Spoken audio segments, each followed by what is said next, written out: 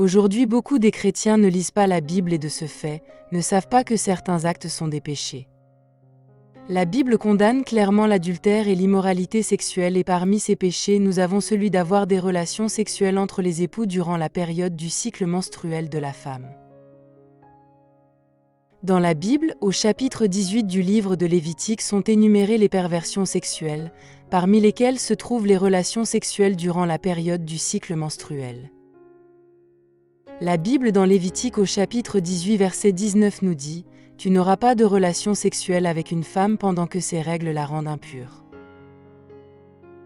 En vue de comprendre la gravité de cette chose, il faut aussi lire la Bible dans Lévitique au chapitre 20 verset 18. La Bible dit « Si un homme couche avec une femme pendant ses règles, ils seront tous deux retranchés de leur peuple, pour avoir l'un avec l'autre découvert la source de son sang. » Le prophète Ézéchiel, quand il gronde le peuple d'Israël pour leur immoralité et apostasie de la cause pour laquelle ils sont devenus des esclaves à Babylone, il dit « Au milieu de toi, on découvre la nudité du père, au milieu de toi, on fait violence à la femme pendant son impureté. »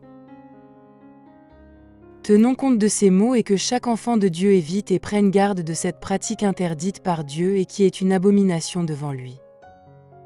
Dans 1 Thessaloniciens chapitre 4 au verset 3 à 5, la Bible dit « Ce que Dieu veut, c'est votre sanctification, c'est que vous vous absteniez de l'impudicité, c'est que chacun de vous sache posséder son corps dans la sainteté et l'honnêteté, sans vous livrer à une convoitise passionnée, comme font les païens qui ne connaissent pas Dieu. »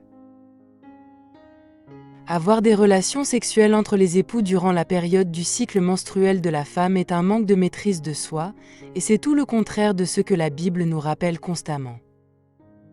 Dans Galates chapitre 5 versets 22 à 23, la Bible dit « Mais le fruit de l'esprit, c'est l'amour, la joie, la paix, la patience, la bonté, la bienveillance, la foi, la douceur, la maîtrise de soi. Contre de telles attitudes, il n'y a pas de loi. » En tant qu'enfants de Dieu, nous devons éviter cette pratique qui est contre la volonté de Dieu.